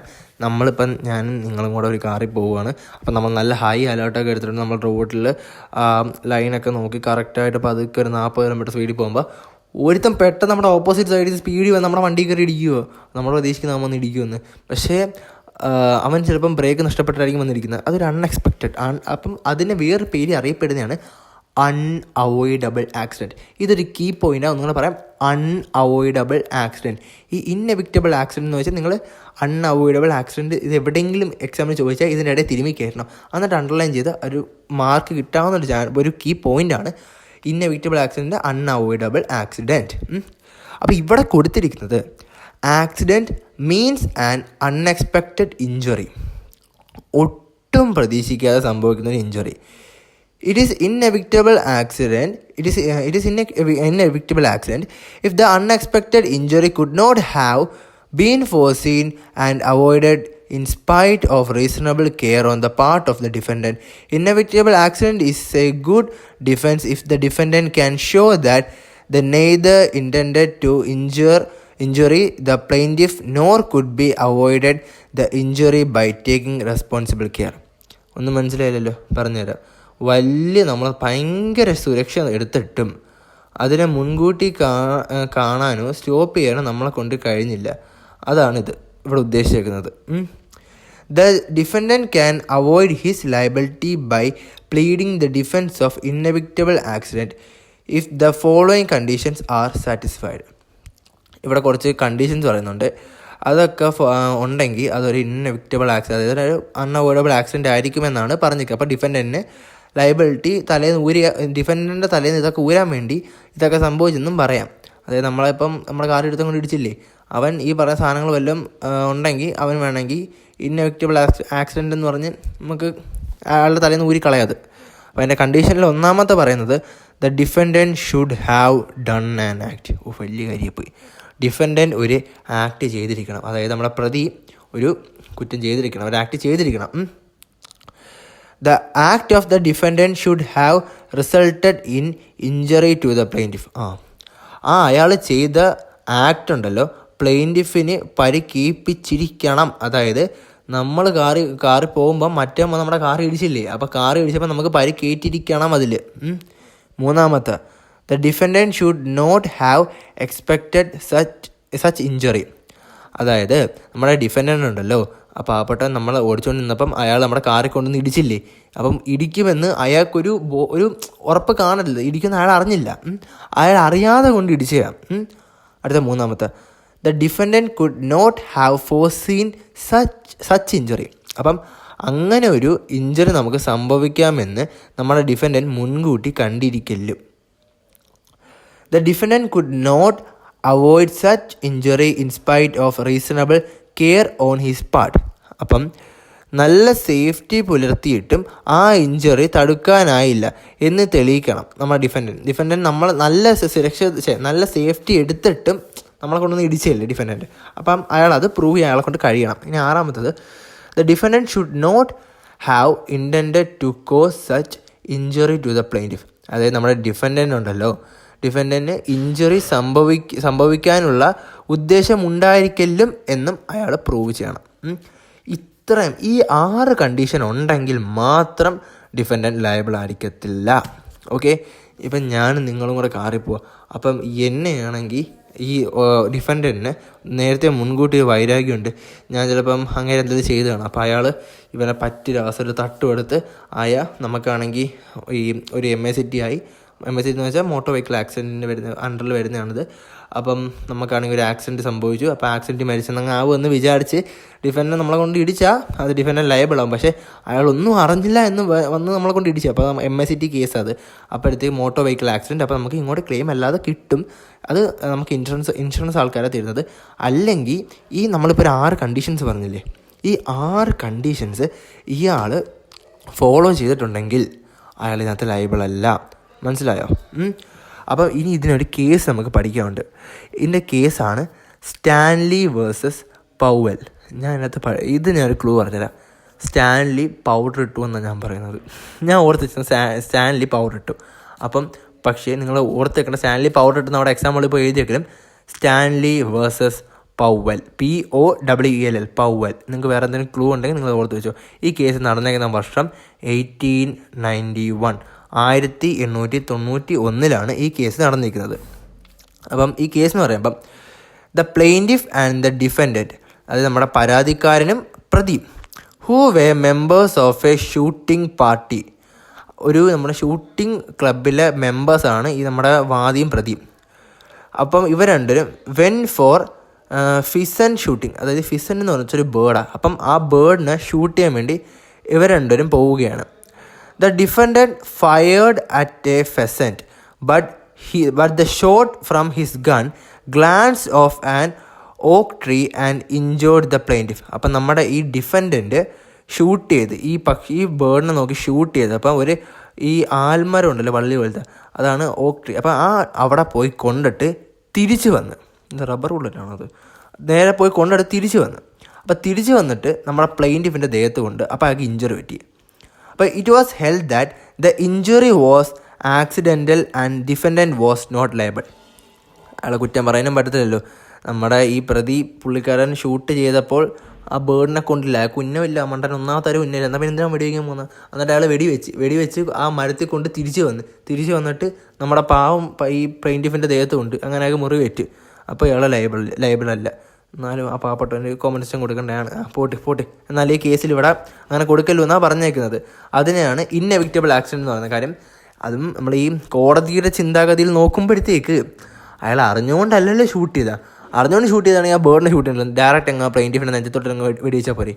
എന്നാലും നമ്മുടെ ഈ ഡിഫൻഡൻറ്റ് ആ പക്ഷിനെ ഫെസൻറ്റ് എന്ന് പറഞ്ഞ ബേർഡിനെ ഷൂട്ട് ചെയ്തപ്പം ഓക്ക് ട്രീയിൽ കൊണ്ട് തിരിച്ച് വന്ന് കറക്റ്റ് ഇങ്ങനെ തന്നെ എഴുതുക. ഓക്ക് ട്രീ മറന്നു പോയാൽ ട്രീ നിങ്ങൾ എഴുതി വെക്കണം. എന്നാലും കേസ് നിങ്ങൾ എഴുതണം. പിന്നെ ഈ ഡേറ്റും സ്റ്റാൻലി വേഴ്സസ് പൗവൽ ഇത് എഴുതി അണ്ടർലൈൻ ചെയ്യണം. ഓക്കെ, എങ്കിൽ മാത്രമേ മാർക്ക് എടുത്തോളൂ. അടുത്ത ജനറൽ ഡിഫൻസിലെ മൂന്നാമത്തെ ഡിഫൻസായ ആക്ട് ഓഫ് ഗോഡ്. ഈ ആക്ട് ഓഫ് ഗോഡ് എന്ന് പറയുമ്പം ആക്ട് ഓഫ് നേച്ചർ, പ്രകൃതി ദുരന്തം. And act of God is an inevitable accident. ഒരിക്കലും നമുക്ക് പ്രതീക്ഷിക്കാൻ പറ്റുന്ന ഒരു ആക്സിഡൻ്റ് ആണ് ഈ ആക്ട് ഓഫ് ഗോഡ് എന്ന് പറയുന്നത്. റിസൾട്ടിങ് ഫ്രം നാച്ചുറൽ കോസസ്, അതായത് പ്രകൃതി ദുരന്തം മൂലം ഉണ്ടാകുന്ന ഒരു ആക്സിഡൻ്റ് ആണ് act of God. Such as heavy rainfall, വലിയ പെരുമഴ, പിന്നെ ഭയങ്കര സ്റ്റോംസ്, കൊടുങ്കാറ്റ്, ഭൂമി കുലുക്കം, പിന്നെ ഫ്ലഡ്, അതിലൂടെയൊക്കെയാണ് ഈ ആക്ട് ഓഫ് ഗോഡ് സംഭവിക്കുന്നത്. And act of God is a good defence in the ടോട്ട് ലിറ്റിഗേഷൻ. ഇത് ഒരു ടോട്ട് ലോയിൽ പ്രതിക്ക് വേണ്ടിയുള്ള ഒരു നല്ലൊരു ഡിഫെൻസാണിത്. In order to establish this defence, ഈ ഡിഫെൻസ് നമുക്ക് എസ്റ്റാബ്ലിഷ് ചെയ്യാൻ വേണ്ടി the following condition are to be satisfied. ഇവിടെ ഒരു 5 കണ്ടീഷൻ തന്നിട്ടുണ്ട്. അതെല്ലാം കൂടെ സാറ്റിസ്ഫൈഡ് ആണെങ്കിൽ മാത്രം ഇത് നമുക്കാണെങ്കിൽ എസ്റ്റാബ്ലിഷ് ചെയ്യാൻ പറ്റും. അപ്പോൾ ഫസ്റ്റ് കണ്ടീഷൻ എന്ന് വെച്ചാൽ there must be working of natural force without human. അതായത് ഇത് നമുക്ക് നിസ്സഹായമായി സംഭവിച്ച ഒരു നാച്ചുറൽ ഡിസാസ്റ്റർ ആയിരിക്കണം, ഹ്യൂമൻസ് ആരും ഉണ്ടാക്കിയതായിരിക്കില്ല. പിന്നെ രണ്ടാമത്തത് the working of the natural forces should have resulted in injury to the plaintiff. അപ്പോൾ ഈ പ്ലെയിൻറ്റിഫിന് നമ്മളൊരു ഹാം ക്രിയേറ്റ് ചെയ്തിരിക്കണം, ഇതുമൂലം പ്ലെയിൻറ്റിഫിന് ഒരു ഹാം ഉണ്ടായിരിക്കണം. മൂന്നാമതാണ് the occurrence must be extraordinary. ഈ ഒക്കറൻസ് ഉണ്ടല്ലോ, ഈ സംഭവം ഒരു നോർമൽ സംഭവം ആയിരിക്കില്ല, എക്സ്ട്രാ ഓർഡിനറി സംഭവം ആയിരിക്കണം. നാലാമത്തെ the occurrence must be one which could not be anticipated by the defendant. അപ്പോൾ ഡിഫൻഡൻറ്റ് ഇത് നേരത്തെ മുൻകൂട്ടി കാണാൻ പുള്ളിക്കാരന് കഴിഞ്ഞിട്ടില്ലായിരിക്കണം, അങ്ങനെ ഒരു സംഭവം ആയിരിക്കണം അത്. അഞ്ചാമത്തെ ലാസ്റ്റ് പോയിൻ്റാണ് the occurrence must be one which could not be avoided by reasonable care on the part of the defendant. അപ്പം പ്രതിയോഗമായൊരു അലേർട്ട് നമ്മൾ എടുത്ത് ഇത് സംഭവിക്കാതിരിക്കാൻ വേണ്ടി, എന്നിട്ടും ഇത് സംഭവിച്ചു. അപ്പം ഇതാണെങ്കിൽ ഒരു റീസണബിൾ കെയർ നമ്മൾ എടുത്തിട്ടും ഇത് സംഭവിച്ചു. അപ്പം ഇത്രയാണ് ഇതിൻ്റെ ഫോളോയിങ് ക്യാരക്ടേഴ്സ്. ഇനി അടുത്തത് ഇതിൻ്റെ ഒരു കേസ്, നമ്മൾ ഇമ്പോർട്ടൻറ്റ് കേസിലാണ് പറയാൻ പോകുന്നത്, നിക്കോളാസ് വേഴ്സസ് മാർഷ്ലാൻഡ്. ഇതൊരു ഇമ്പോർട്ടൻറ്റ് കേസ്, ഇത് എന്തായാലും എഴുതിയ നല്ലൊരു മാർക്ക് കിട്ടുന്ന ഒരു ചാൻസ് ഉള്ള ഒരു ഏരിയയാണ് ഈ കേസിലോ. അപ്പോൾ ഇത് നടന്നിരിക്കുന്നത് 1876 1876 നടന്നൊരു കേസാണ്, നിക്കോളാസ് വേഴ്സസ് മാർഷ്ലാൻഡ്. അപ്പോൾ ഇത് നമ്മുടെ ഡിഫൻഡൻ്റ് ഉണ്ടല്ലോ, ഈ പുള്ളിക്കാരനാണെങ്കിൽ സം ആർട്ടിഫിഷ്യൽ ലേക്ക് പുള്ളിക്കാരൻ്റെ ലാൻഡിൽ അയാൾ സ്വന്തമായിട്ട് ക്രിയേറ്റ് ചെയ്ത്. അതെങ്ങനെയാണെന്നറിയോ, കുറേ അരുവികൾ ഇങ്ങനെ അയാൾ അവിടെ സ്റ്റോപ്പ് ചെയ്ത് നിർത്തിയിട്ട് അയാളുടെ സ്വന്തം വസ്തുവിൽ അയാൾ ലേക്ക് ഉണ്ടാക്കി 4 പാലങ്ങളും ഉണ്ടാക്കി വെച്ച അയാൾ. അപ്പോൾ ഒരു ദിവസം ഒരു ഭയങ്കര മനുഷ്യൻ ജീവിതത്തിൽ കണ്ടത് വെച്ച് ഏറ്റവും വലിയൊരു മഴ വന്ന് ഈ അയാൾ നേരത്തെ അടച്ചു വെച്ച സ്ട്രീംസ് എല്ലാം കൂടെ പൊട്ടി ഒഴിച്ച് അയാളുടെ കായൽ വന്ന് വീണ്, അങ്ങനെ ഭയങ്കര വെള്ളപ്പൊക്കം ഉണ്ടായ പുള്ളിക്കാരൻ്റെ 4 പാലവും പോയി, എല്ലാം പോയി. അങ്ങനെ പുള്ളിക്കാരൻ കോടതി ചെന്നപ്പോഴത്തേക്ക് കോടതി പറഞ്ഞ് ഇത് ആക്ട് ഓഫ് ഗോഡ്, അതുകൊണ്ട് മോനെ നിനക്ക് ഒരു കോമ്പൻസേഷൻ കിട്ടത്തില്ല. അതാണ് ഈ കേസിലോ. ഇത് കാണാൻ പഠിച്ചു വെക്കണം.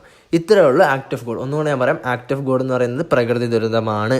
പിന്നെ നമ്മുടെ 5 കണ്ടീഷനും പഠിക്കണം. പിന്നെ ഈ കേസിലോ അറിയാലോ, പുള്ളിക്കാരൻ നിക്കോളാസ് വേഴ്സസ് മാർഷ്ലാൻഡ് കുറച്ച് ആർട്ടിഫിഷ്യൽ ലേക്ക് ഉണ്ടാക്കി, കുറച്ച് അരുവികളെല്ലാം തടഞ്ഞു വെച്ച്, ഒരു ദിവസം വലിയൊരു മഴ വന്നപ്പോൾ അരുവികളെല്ലാം ഓവർഫ്ലോ ചെയ്ത് പുള്ളിക്കാരൻ്റെ ലേക്കിലോട്ട് വന്നു. അങ്ങനെ പുള്ളിക്കാരൻ്റെ ലേക്ക് 4 പാലം ഉണ്ടായിരുന്നു, ആ 4 പാലം എടുത്തുകൊണ്ടുപോയി കോടതി ചെന്നപ്പോൾ കോടതി കോമ്പൻസേഷൻ കൊടുക്കത്തില്ലെന്ന് പറഞ്ഞ് റീസൺ എന്താ, ആക്ട് ഓഫ് ഗോഡ്. ഇത്രയേ ഉള്ളൂ ആക്ട് ഓഫ് ഗോഡ്.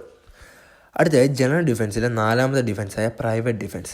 ഈ പ്രൈവറ്റ് ഡിഫെൻസ് എന്ന് വെച്ചാൽ, ഇപ്പം വെറുതെ നിൽക്കുന്ന നിങ്ങളെ ഞാനാണെങ്കിൽ ഒരു കത്തി എടുത്ത് കുത്താൻ വേണ്ടി ഓടിയിടുക. അപ്പോൾ അത് കാണുക നിങ്ങൾക്ക് മനസ്സിലായി, ഞാനാണെങ്കിൽ നിങ്ങളെ കുത്താൻ വരുവാണ്, ഞാൻ കുത്തിക്കഴിഞ്ഞാൽ നിങ്ങൾക്ക് ഇഞ്ചറി സംഭവിക്കും, അതിലൂടെ മരണം വരെ സംഭവിക്കാം. അപ്പോൾ അത് ഒഴിവാക്കാൻ വേണ്ടി നിങ്ങൾ എന്ത് ചെയ്ത്, തൊട്ടടുത്ത് കിടന്ന ഒരു ഇരുമ്പ് കമ്പെടുത്ത് എൻ്റെ തലക്കടിക്കുന്നു, ഞാൻ താഴെ വീഴുന്നു, ചിലപ്പോൾ എൻ്റെ ബോധം പോകും. ആ ഗ്യാപ്പിൽ നിങ്ങൾ രക്ഷപ്പെടും. അപ്പോൾ ഇതിനെയാണ് പ്രൈവറ്റ് ഡിഫെൻസ് എന്ന് പറയുന്നത്. അപ്പോൾ ഇവിടെ കൊടുത്തേക്കുന്നതെന്ന് വെച്ചാൽ the law permits use of reasonable degree of force to protect one's person or property and this right is called right of private defence. അതായത് ഇപ്പം ഒരാളുടെ വ്യക്തിത്വം അല്ലെങ്കിൽ അയാളുടെ പ്രോപ്പർട്ടി നമ്മളെ രക്ഷിക്കാൻ വേണ്ടി ചെയ്യുന്ന ഒരു കുറ്റം, അപ്പം അതിനെയാണ് പ്രൈവറ്റ് ഡിഫെൻസ് എന്ന് പറയുന്നത്. നമ്മുടെ വ്യക്തിത്വത്തിനെ അല്ലെങ്കിൽ നമ്മുടെ പ്രോപ്പർട്ടി വസ്തുവിനെ നമ്മൾ സംരക്ഷിക്കാൻ വേണ്ടി ചെയ്യുന്നൊരു കുറ്റം, അതിനെയാണ് പ്രൈവറ്റ് ഡിഫെൻസ് എന്ന് പറയുന്നത്. പക്ഷേ അതൊരു കുറ്റമായിട്ട് കണക്കാക്കത്തുമില്ല ഇവിടെ, അതിവിടെ പറയുന്നുണ്ട്. There is no liability for acts done in defence of one's person or property. അതായത് ഒരാളുടെ ഒരു പേഴ്സണിന് അല്ലെങ്കിൽ അയാളുടെ പ്രോപ്പർട്ടി സേവ് ചെയ്യാൻ വേണ്ടി ചെയ്യുന്നൊരു കുറ്റം ഒരിക്കലും കുറ്റകരമല്ല. അടുത്തത് the force used must be proportionate to the danger apprehended and should not be excessive. അപ്പോഴത്തേക്ക് നമ്മളിപ്പം നമുക്ക് എതിരെ എത്രത്തോളം ഭീഷണിയുണ്ടോ അത്രത്തോളം ഫോഴ്സ് മാത്രമേ നമ്മൾ യൂസ് ചെയ്യുള്ളൂ. ഇപ്പം വെറുതെ നിൽക്കുന്ന നിങ്ങളുടെ ഞാൻ വഴി ചോദിക്കാൻ വരുന്നെങ്കിൽ, അത് നിങ്ങളെ ഞാൻ കൊല്ലാൻ വരുന്നത് നിങ്ങൾ വിചാരിച്ച് എന്നെ അടിച്ച് അവിടെ ഇടുവാണെങ്കിൽ അത് ഒരിക്കലും പ്രൈവറ്റ് ഡിഫെൻസ് ആയിരിക്കത്തില്ല. പക്ഷേ ഞാൻ നിങ്ങൾ ഉപദ്രവിക്കാൻ വരുവാണെങ്കിൽ എന്നെ അടിച്ചു പോകും. അപ്പോൾ അത് ഒരു പ്രൈവറ്റ് ഡിഫെൻസ് ആയിട്ട് നമുക്ക് കണക്കൂട്ടാം. What force is necessary depends on the circumstances of each case. അതായത് ഓരോ കേസിലും ആവശ്യമായിട്ടുള്ള ഡിഫെൻസ് ടൈം, അതെല്ലാം സാഹചര്യങ്ങളെല്ലാം വില എടുത്തിട്ടാണ് അത് പ്രൈവറ്റ് ഡിഫൻസിന് അണ്ടറിൽ വരുന്നോ ഇല്ലയോ എന്ന് നോക്കുന്നത്.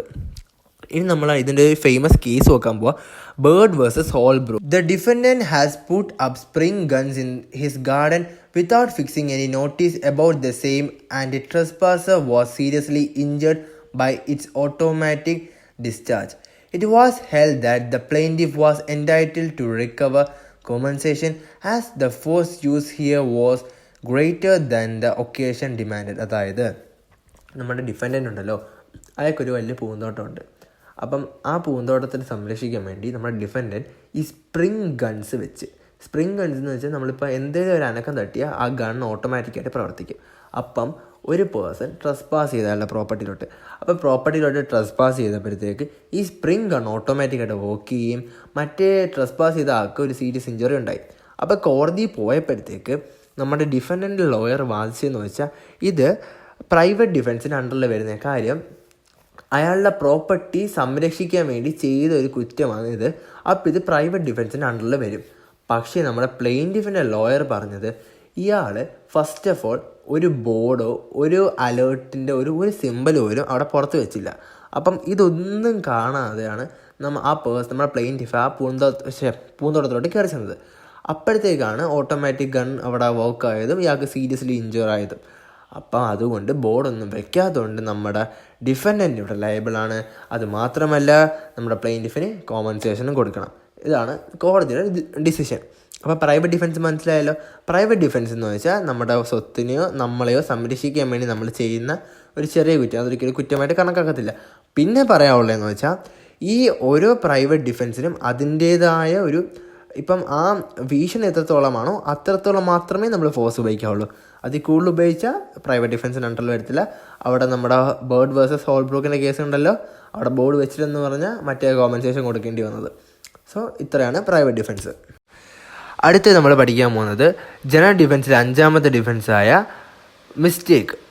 മിസ്റ്റേക്ക് എന്ന് പറയുമ്പോൾ ആദ്യം തന്നെ നമുക്ക് എന്താ ഓർമ്മ വരുന്ന മനസ്സിൽ ഒരു തെറ്റ് അല്ലെങ്കിൽ ഒരു അബദ്ധം സംഭവം തന്നെ, അതിനാണ് മിസ്റ്റേക്ക് എന്ന് പറയുന്നത്.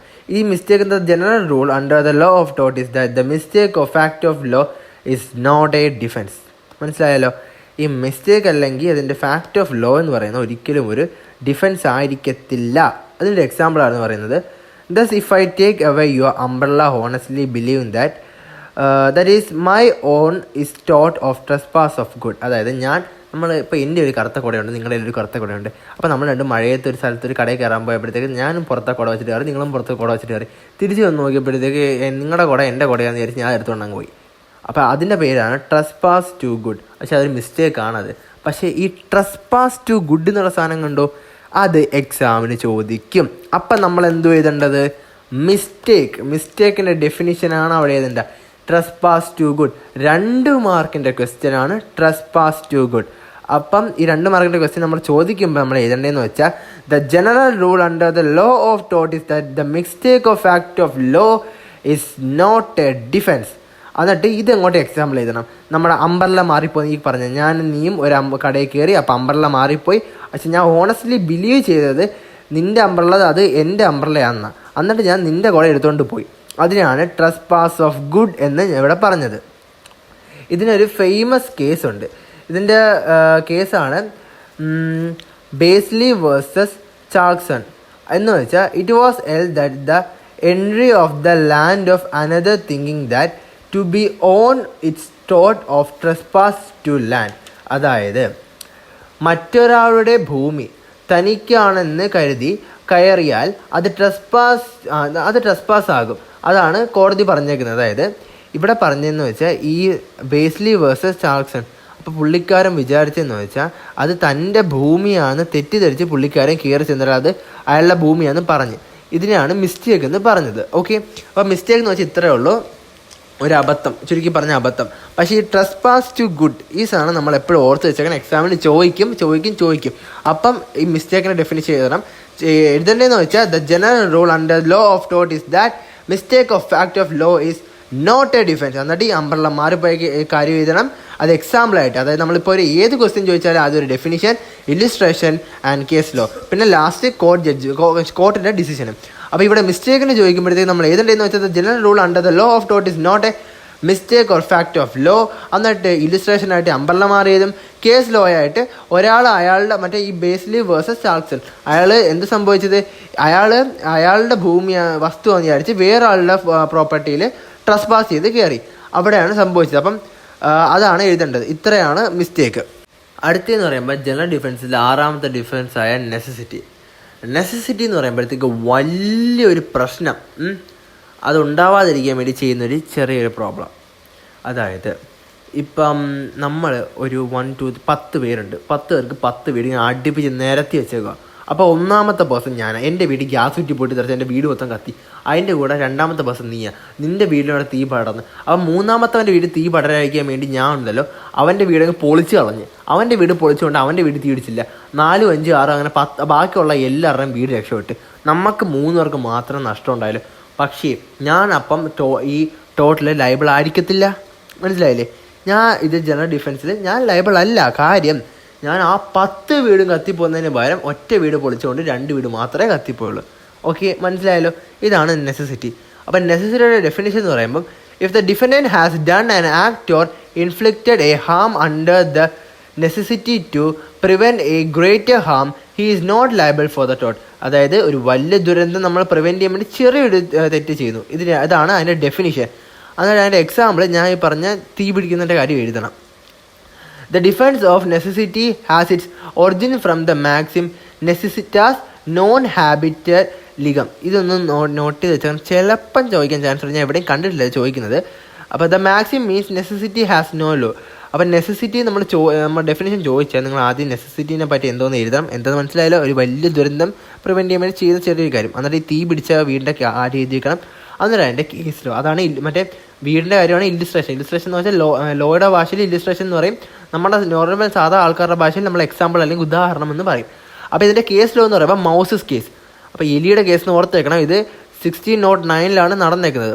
എന്ന് പറയുമ്പോഴത്തേക്ക് ഒരു കപ്പലിൽ ഇങ്ങനെ മുങ്ങാറായ സമയത്ത് കപ്പലിൽ വെയിറ്റ് ഉണ്ടായിരുന്നു, താഴോട്ട് പോകും. അപ്പോഴത്തേക്ക് ഒരാൾ അതിൻ്റെ വെയിറ്റ് കുറയ്ക്കാൻ വേണ്ടി അതിലിരിക്കുന്ന ഗുഡ്സ് എല്ലാം എടുത്ത് കടലിലോട്ട് എറിഞ്ഞു. അത് കാര്യം ബാക്കിയുള്ളവരുടെ ജീവൻ രക്ഷിക്കാൻ വേണ്ടി. അതാണ് കേസ്. അപ്പോൾ ഞാൻ വായിക്കാം. The defendant has thrown goods overboard a ship to reduce its weight for saving the ship and persons on board the ship. The defendant was held not to be liable for the ടോട്ട് of conversion. അപ്പം ഈ ഡിഫൻഡൻറ്റിനകത്ത് liable അല്ല. ഇത്രയാണ് necessity എന്ന് പറയുന്നത്. അടുത്ത general ഡിഫൻസിലെ 7ാമത്തെ ഡിഫൻഡായ സ്റ്റാറ്റ്യൂട്ടറി അതോറിറ്റി. ഈ സ്റ്റാറ്റ്യൂട്ടറി അതോറിറ്റി എന്ന് പറയുമ്പോഴത്തേക്ക് അത് ഗവൺമെൻറ്റിൻ്റെ ഓരോ ഡിസിഷൻസ് ആണ്. അപ്പം if the defendant has acted under statutory authority, നമ്മുടെ ഡിഫൻഡൻറ്റ് സ്റ്റാറ്റ്യൂട്ടറി അതോറിറ്റിയുടെ അണ്ടറിൽ എന്തെങ്കിലും തെറ്റ് ചെയ്തിട്ടുണ്ടെങ്കിൽ he is not liable to compensate the plaintiff even though the plaintiff has sustained loss of injury. നമ്മുടെ പ്ലെയിൻറ്റിഫിന് നഷ്ടമോ അല്ലെങ്കിൽ എന്തെങ്കിലും മുറിവ് ഏറ്റു കഴിഞ്ഞാൽ പോലും ഡിഫൻഡൻറ്റ് അതിന് ലയബിൾ ആവത്തില്ല. Okay, however the plaintiff can claim compensation provided under the statute.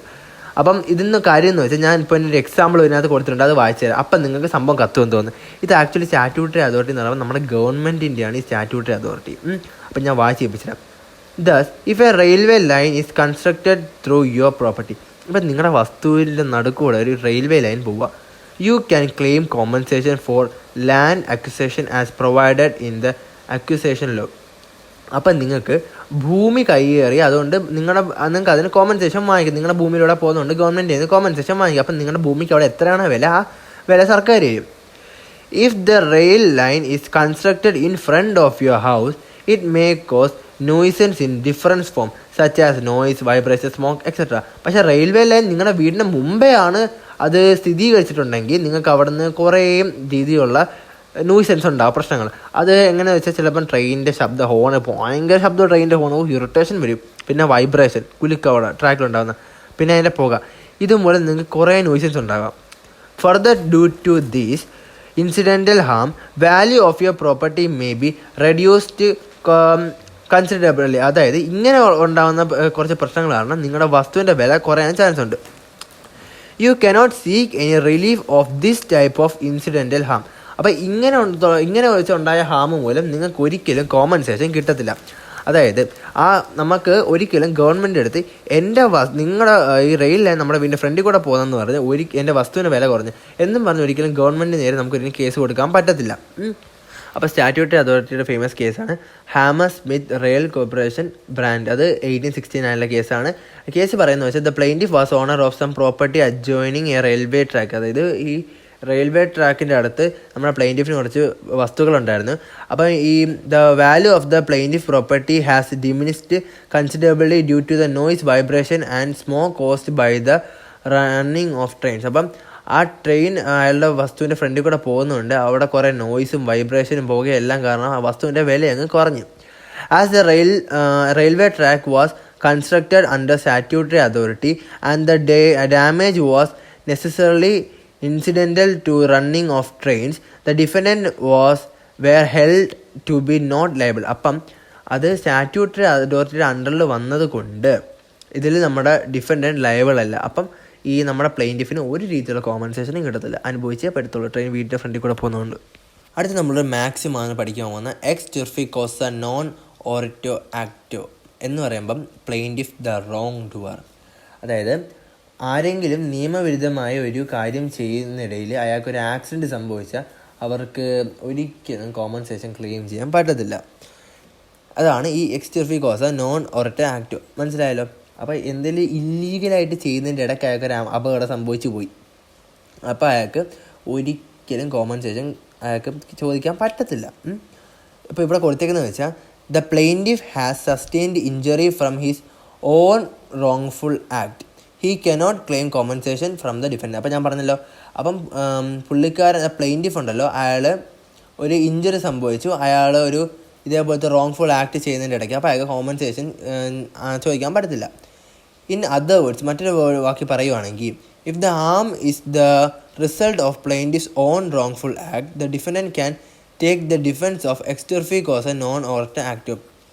അപ്പോഴത്തേക്ക് അയാൾക്ക് സംഭവിച്ച മുറിവ് അയാൾ ഈ പ്ലെയിൻറ്റിഫിൻ്റെ റോങ്ഫുൾ ആക്ടിലൂടെ വന്നതാണെങ്കിൽ അതിന് നമുക്ക് ഈ X turpi causa non oritur ആക്റ്റോ ഉപയോഗിക്കാമെന്നാണ് അവർ പറഞ്ഞത്.